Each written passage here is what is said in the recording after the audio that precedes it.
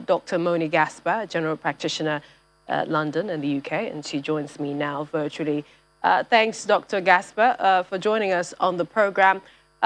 Most restrictions have been eased in England, Scotland, and Wales. Are there any other guidance in place where you are, and what else has changed? Good evening, and thank you very much for having me again. The government has, right from the beginning of this pandemic, put the lives and livelihood of all its citizens as the #1 priority. Even with easing of the restrictions, which has just come into place, that still remains our priority focus. The vaccines have done a wonderful job of breaking the link between infections and severe disease and death, which was the end point of the vaccines. So now we're just learning how to come into our new normal of learning to live with the virus as much as possible, as well as taking necessary precautions. The lockdown that we might recall wasn't the be-all and end-all. We knew that it was a stopgap measure. We knew that it was just to buy time to get as many people, like you've mentioned, vaccinated as much as possible. Now we have over 80% of people double jabbed with all the available vaccines. We think it's time that we can now very cautiously start to go back to normal as much as possible. Is this the end of the pandemic? Absolutely not. We're still very much in the pandemic, and we still now have to take a lot of personal responsibility and be very aware of the risks to getting infections, even though we've all been, or majority of us have been vaccinated. We also know that some people may worry that, things are, you've said cautiously back to normal, but not far from normal, actually. Do you think there's still anxiety over some of these measures that we have to live with and the rate at which the pandemic is going? Absolutely. It's not 100%. We can't win all. There will still be infections. There have been about approximately 40,000 infections today and approximately 120 deaths, which are 120 too many for the loved ones who've lost people. But we have to live with the virus as much as possible.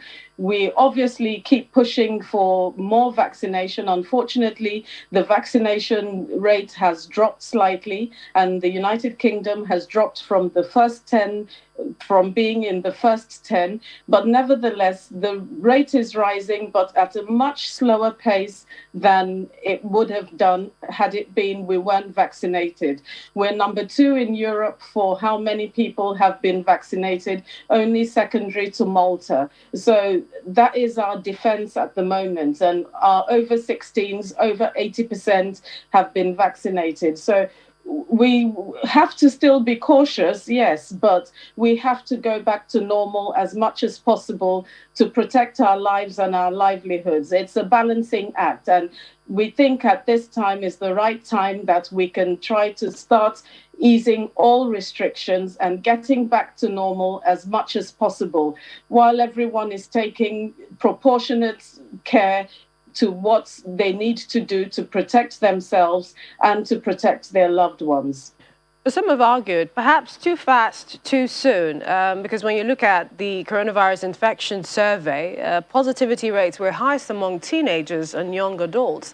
We're told school year 12 to those aged 24 years, and the lowest in adults aged 70 years and over. This is in the last week, late August. What do you make of the statistics, especially for children? We expected this to happen. Thankfully, children tend to not have a severe disease, and children at the moment aren't being vaccinated. It's only being offered to 16 and 18 and over. but we did expect this to happen, and we still advise all the necessary sensible precautions that need to be done.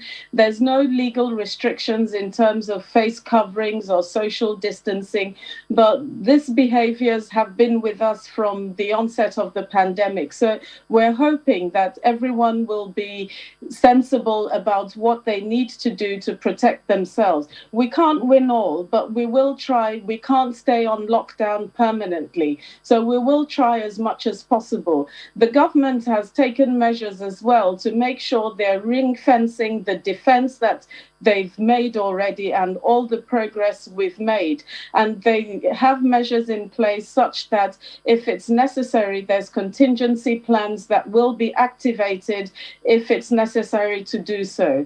So yes, the rates are going up, but not half as much as we would have expected if we hadn't had such a good vaccine program. So we just hope for the best.